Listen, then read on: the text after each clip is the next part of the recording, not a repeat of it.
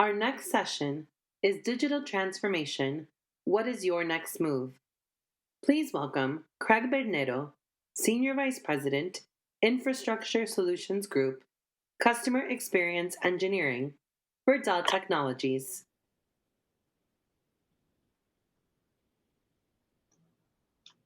Hola, mucho gusto. How's our fellow high-tech familia doing here? It's an honor and honestly very humbling to be able to address each and every one of you. Clearly, preference would be we'd be meeting in person, but those days, will be coming here soon. I hope everybody is safe, well, and doing extremely well. I'm again going to be covering today specifically our digital transformation and getting you to think about what is your next move related to whatever stage you may be in your digital transformation journey in parallel. Being a speed session, I have my Colombian coffee ready to go. Hope you do too. And more importantly, I look forward to seeing any of the questions you may have as we go throughout, and we'll attempt to address as many as possible. If not, feel free to ping me offline as well, since I'm here to serve each and every one of you. So with that, let's go ahead and actually share here the slide presentation, and we'll go ahead and jump in. If we go to the next slide kindly. So a little bit about first and foremost, go ahead and next slide, please. Myself, I always say family and health, la familia es la salud, have to always come first. And again, very blessed and to my soulmate, my wife Kim, of 24 years, 3 children, ages 23, 21, and 19, and of course, a pet dog that we currently have. A couple of unique things about myself. I had the opportunity, due to my father's line of work in civil engineering, we moved 26 times. So in my lifetime, I've moved 26 times, was born in the US. The picture down below is a picture of my father and my mother being Colombiana and my father from European and Italian descent. And, we've actually had the, blessed to have lived in a variety of countries, including the US, where I'm currently based out of Boston specifically. Work history, 30 years in high tech, 22 blessed at Dell Tech, and am the co-exec sponsor for our Latino Connection Employee Resource Group, along with our Chief Accounting Officer, Bruni Rios. In addition to that, a variety of roles. And on the bottom, just a variety of companies and areas of focus that I've had throughout as well. So we go to the next slide, a little bit about Dell Tech. Again, for those of you that are familiar, again, Dell Technologies has evolved dramatically from where it originally started. And what I mean by that is it's more than just a PC vendor and manufacturer. We really support our goal is to create technologies that drive human progress and make a difference in the world. And with that, candidly, it's how do we become that essential infrastructure company, recognizing that there's really the expansion of the opportunity is everywhere from the edge to the core data centers as well as cloud. And our overall unique strategy is, of course, using our unique strengths and, frankly, consolidation of those markets that we compete in and create differentiated value. We'll go to the next slide. A couple of the recent recognitions over the last year relative to Dell Tech, everything from most ethical, recent Fortune recognition in Forbes, and also very, very strong on diversity, D&I, cultivating inclusion, which are publicly made, our progress made real, moonshot goals to achieve by 2030, where we have a very focused effort, which I'm very pleased and proud to drive in my way here at Dell Tech among the broader team. So let's shift to the main session and talk a little bit more. So if we go to the next slide here, I really wanted to reiterate, and I think we've all seen this. The pandemic fundamentally changed everything and how we do everything permanently. And what I mean by that is everything from how we live, we work, we play, we worship. The picture on the left, was really right after the pandemic, was uncertainty, social distancing, lockdowns around different parts of the world, GDP uncertainty, really forcing a contraction in estimate. And as, again, of evolution and evolved and really worked through some of these challenges, it also opened up opportunities. And even just the way we do things. We talk about remote workforce. At Dell Tech, almost 100% of our employees had to go remotely, and not something that had been new to us, but definitely an area of emphasis and focus. So with that, it prompted the opportunity for a opportunity of with change comes opportunity, and digital transformation really got accelerated in what many companies that had plans pre-pandemic of years had to accelerate, frankly, in weeks to months. And that was a really major change. And we're still seeing that now, where the digital transformation that we're continuing to see with our customers has evolved. And some of them that are digital leaders are already on, digital transformation 3.0 or even 4.0, and others that are really had just started looking at how do we build that and build upon those changes. And let me just phrase a little bit before we jump into what digital transformation is. And if you go to the next slide here, please, is at the center of it is obviously technology, but it's also a cultural leadership and strategy that has to come together in order to drive this level of change. And in simplistic terms, digital transformation is how do you take, for example, what would be a manual, highly people intensive type of activity and convert that into more of an automated, scalable, and or really around technology enabled to help broader scale and leverage. And it also can be internal transformations. So if we build this slide out here a little further, if you just click it twice, there's two aspects. There's on the left, how you actually do digital transformation to extend, whether it be services that you provide, product, expanded markets. And on the right is internal transformations. How do you actually really move your traditional infrastructure in IT and modernize it overall? And that's something that's in our sweet spot of focus as a company, enabling customers for success and really increasing their capabilities around this digital transformation landscape. Click to the next slide. I'm going to double click a little bit more. What I want to share with you is every 2 years, we've done what's called a digital transformation index. And this is this last one we just did last year. The new one will come out in 2022. So again, we'll provide clearly updates, and it's publicly available out there on our website today, which I have the link at the end for your perusal. But this was actually a survey we did across 4,300 business leaders, 18 countries, director to C-suite, across 12 industry verticals. So a variety of verticals. And we actually had, because we've done this now 3 times, 2020, 2018, 2016, being able to see some of those trends that are either consistent and frankly what had changed during the pandemic when this last one had undertaken. Go to the next slide. Let me share some of the findings. So first and foremost, if you look at it, there's top 5 acceleration programs that came in clearly. First, strength in cybersecurity, and we've heard some really great sessions during the last 2 days related to cybersecurity. And the reason for that, if you think about it, as the world went virtual and remote, the attack surface got expanded, and the sophistication of attacks increased dramatically. Right? Ransomware attacks may have been around assets, then it evolved to even actually accessing traditional IP in companies that was their bread and butter, and as one example of that.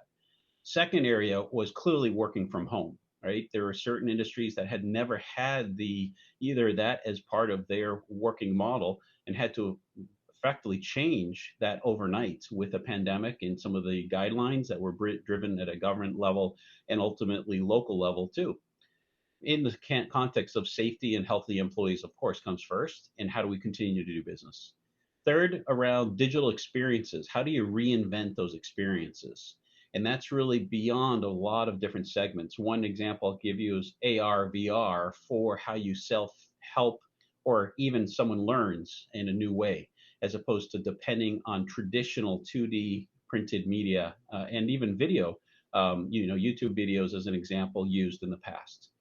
Fourth was around data, and we've just heard about it, in an earlier session too, the importance of data. And I always like to say, how do you use the raw data to translate into actionable information that you can then, frankly, repeat and automate and scale to drive a level of automation. Think of AI ops. If you hear about AI ops, it's really about how you take that full spectrum. And then last but not least is new types of services and consumption models. So 80% of businesses had a fast track some programs this year, but only 41% accelerated all or most per what we sampled. Next slide, please. There's really 2 sides of the acceleration. One is really around reinventing the business model, and frankly, it would be not only disrupted, but could potentially be out of business if they didn't. And 50% worried they didn't transition fast enough. And on the bottom was really around the internal challenges, right? Around organizational challenges of their team. How do they adapt to new business processes, new strategies, and candidly, the risk of burnout. You hear about the grand resignation, as it's been called. I like to call it the great reflection, right? A lot of employees reflecting on what matters to their core value and flexibility being key to that as well, among others. But it's also because the productivity increase was significant, even going virtual in many segments. But that also has resulted, unfortunately, to not unplugging, literally burnout. We'll go to the next slide. This really gives you a comparison. And what I did want to share with you is the way you read this chart is we have 5 categories that we've defined. On the left, digital laggards, really no digital plans, limited initiatives, investments. And on the right, digital leaders that are well ahead. It's in the DNA, top down, bottoms up, and it's actually just the way of doing business. And then you have the middle. And what I think is particularly telling the last survey we had just done was if you compare 2016, 18, and 20, particularly in the segment of digital followers shifting dramatically towards evaluators, adopters, and even leaders increasing slightly.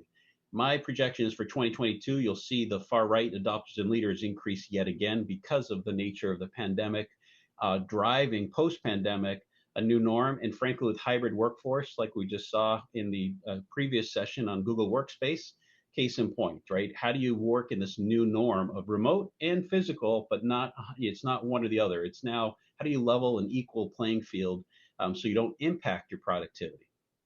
Go to the next slide. I want to go into a little more details on what companies saw as challenges. Top 3 were consistent year on year of these surveys. Fourth one was new, and that was because of the uncertainty, the economic uncertainty that was at the time when this was results were pulled. But what's interesting is on the left, 94% of the businesses that are facing entrenched barriers, spanned across technology, people, and policy. So digital transformation is not just about strategy, and it's not just about technology. You'll see it's about culture, it's around leadership, and actually ultimately, how do you change and drive around processes as well? But we go to the next slide, we'll double click on the top 3. Top 3, digital leaders and adopters, are more likely to cite data privacy as a major barrier. And that's really going back to the whole cybersecurity concerns and impacts there.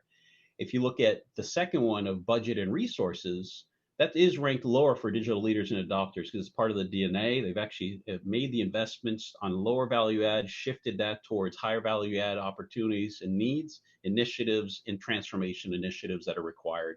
And they'll continue to invest not just on IT, but even workforce transformation. How do you enable VPN at scale, one-click desktop for anybody in the company, right? That type of level of transformation activities. And then the third was really the power of data. How do you extract the insights from that data and ensure, this delicateness of information overload? And what we did find there is 91% of the businesses agree that extracting more valuable insights from data is more important to their business now more than ever. And that really comes down to breaking down the traditional silos of data, which actually allow you to do some really amazing things. Things like sales inputs, supply chain inputs, service inputs, and even our product development area of inputs, and stitching that together and being able to do correlation analysis and insights that you would never get otherwise. Outcome becomes better products, better services, frankly, better customer insights as well. We'll go to the next slide. You really want to share a little bit more on current IT investments. So again, cybersecurity, data management analytics, and this was comparing an investment in blue versus fully completed, the latest investment in a mature stage as well, all the way down to things like 5G, AI, and edge. But if you call attention to the left, right, 89 said recent disruption has shown a need for more agile, scalable IT environments, and 41% have said they have the right technology to work at the speed of business that they need to. Go to the next slide here. I'm going to shift a little bit about what about going forward, though, right? 1 to 3 year outcome or outlook. And the way we've classified this is on the top is what are considered foundational technologies, and on the bottom, emerging technologies. So cybersecurity solutions, no surprise there. Data management, 5G. 5G allows, and even 6G beyond that, if you think about it, it allows you to actually effectively, bypass some of the traditional network and bandwidth and latency issues over wireless, which historically needed, frankly, a direct wired connection. That opens up and unleashes a lot more real-time applications. Multi-cloud environment. Customers have told us they have a hybrid multi-cloud environment, on-prem, off-prem, multi-cloud. And that's because, again, there's a variety of different use cases and, frankly, applications in areas of emphasis as well. Privacy, 5G, and software containers, aka Kubernetes. Again, this concept of microservices, that's really going to continue to taking off more and more. And then some of the other areas of AI, industrial robotics, real-time applications at the edge, natural user interfaces, quantum computing, mixed, augmented, and virtuality. We heard about the JPMC update yesterday as well with distributed ledgers, i.e. blockchain, and evolutionary nanotechnology. And I do want to highlight one aspect of this where, I think it's important of, if you think about the importance of diversity and inclusion to these type of initiatives, there have been examples where AI models were built, and unfortunately, development teams that were building those weren't diverse teams. And as a result, when they tested those AI models out with their products, they weren't able to recognize the diversity, even from skin color to different races and genders as well. Same thing you see in natural user interfaces, right? It's really important. This is where cultivating and ensuring a diverse and inclusive team with a psychologically safe environment to bring these ideas to bear and better serve your customers, which frankly are a representation of the diversity that all of us represent and then some. It's so critical in technology not to take that for granted. Otherwise, you can proverbially paint yourself into a corner in a room. So if we go to the next slide, I think it really gives you a little bit insights to what are the high hopes for next year, 3 to 5 years. This is what, again, what are your hopes 3 to 5 years from now beyond the 1 to 3 year investments? And on the top is where are those areas of focus, but below shows the level of it, whether it be investment or emphasis. So you can see 82% envision AR, augmented reality, right? To do, how do you fix things? We're doing a lot of really innovative things in our products. Actually, some of the role that I'm accountable for is how do we actually this concept of seamless self-healing systems that can diagnose with telemetry data, analyze, and using AOps embedded through microservices-oriented technologies, course correct and fix what would typically result in a customer reaction to have to call a dispatch to a service center and then have the support engineer help and if needed escalate to engineering for a fix. Changing that whole paradigm around of no, have the system self-heal, not the other way around. Foreseeable businesses using AI and data models, similar area, right? Predicting potential disruptions, projections out and predicting out with that level of analytics. And then lastly, 78% around distributed ledgers for the new gig economy. But I think what I'll call your attention to is below, you'll see 16% planning to invest in VR&R, 32% intended to invest in AI, and only 15% plan to invest in distributed ledgers. Now, there's a caution, which I thought was well said yesterday, is, it doesn't mean just because it's the technology du jour that you go, every use case applies. Clearly, it's got to be a very approach, particularly for the blockchain and distributed ledger is a great example, but they've seen this with other technologies before, which apply. So let's shift to next slide here. Remote workforce and frankly, hybrid workforce is here to stay. This was actually at that point in time, 1 in 2 employees worked remotely. Today, it's much greater than that, candidly. Before the pandemic was only maybe 25%, right? And if you think about the new norm with flexibility, it's actually now dramatically changed. So what can you do going forth? First, next slide, digital skills. Harvesting the skill sets and talent, is important to be more digital savvy. Think of when analytics and data science skills in data scientists created. Now the chief digital officer concepts, and even just digital officers that drive digital transformation initiatives. In the left, how do you share businesses, right? That data, if it's in a silo, prevents your opportunity to better serve your customers. How do you make sure there's better access and correlate and frankly leverage that to the benefit of the business, your customers, and frankly internally operational efficiency too? Go to the next slide is agile culture, right? How do you make sure you use, and you don't have to be a software development organization, this concept of hosting hackathons or brainstorming sessions where you swarm towards a business challenge or need, and you give the time dedicated to really just innovate as a team and throw ideas and come up with some loosely coupled proof of concepts or ideation that then can be evaluated for implementation. The bottom one is also important because only 29% of those surveyed have this fail fast and succeed mindset. And I leave you with a common saying is the more failures you have, the greater amount of successes you'll have too. And frankly, the more diverse, inclusive, and psychologically safe environment you have in those environments, the much more amazing innovations you'll have that are very differentiated. Diversity does equal and cultivate inclusion much greater outcomes. Good for business, good for innovation, good for customers, and good for the team, candidly. If you go lastly, is really engagement of leadership on the next slide here, please, is there's opportunity here, right? It's top down, yes, bottoms up, but having engaged leadership, champions and really passionate about it, as you can see, it's something very passionate about. It also in conjunction with these projects, don't have to be major projects. They can be smaller transformation in scope too, but it's very important to have C-suite in buy-in. And then even if you look at how many have this chief data officer, very few. So if we go to the next slide, and then I'll close, is 96% of digital leaders have the ability to collect, analyze, and act on data. So this is that far right extreme, the digital leaders. What are they doing? 74% of them have set up new channels to support customers during the pandemic, right? And as a result of that, in the 12 months, they're now doing things around edge, overcoming bandwidth latency issues at edge, aka 5G, enabling that, and making their data more secure. So if you go to the last and final slide here, in closing, as we all know, today nothing is certain, right? COVID-19 fundamentally changed everything on how we worked, lived, played, worshipped. Yes, created a tremendous amount of challenges and unfortunate, some real impacts around deaths and others impacts. So again, not downplaying that. On the flip side, from a business area, it also has now presented some huge differentiated opportunities for those that seize the moment. Be a digital leader, always have an agile growth mindset. And remember, digital transformation strategy is not the only aspect. You need to make sure you have culture, diversity, and leadership to be a foundational and enabler overall. So with that, it was a pleasure. And if you go to the last and final slide here, there's the more detail you can get. My contact info here shared freely. And more importantly, it's really an absolute honor and mucho orgullo to be with my fellow high-tech familia. So ciao for now. And if we do have some time, I'm happy to address some of the questions here in the chat.